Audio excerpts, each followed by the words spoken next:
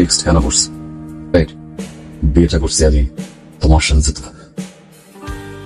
তুই রাইট, বিয়েটাকে মেনে নিতে পারেন অভিশাপ। তুই রাইট, মেয়েটাকে ভালোবাসতে পারিনি। অফিসে যাবো, প্যান্টটা একটু দিবা? বৌমা, তুমি কোথায় যাচ্ছ মা?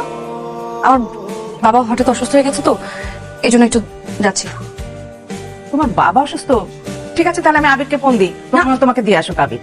মা, দরকার নেই, আবির তো অফিসে একটা খুব ইম্পর্টেন্ট কাজে ব্যস্ত আছে।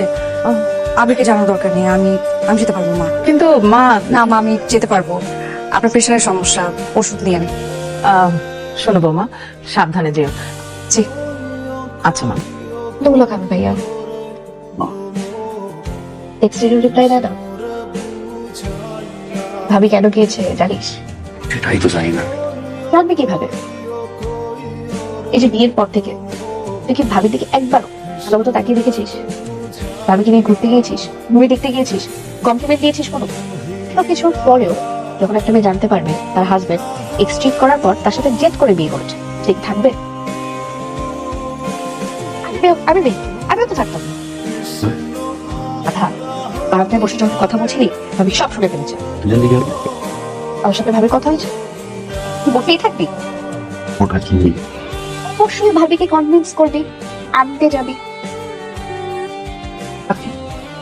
আপনি হ্যাঁ মাস্টার, তাকে ভালোবাসতেন, আপনি জেদ করলেন বিয়ে করবো।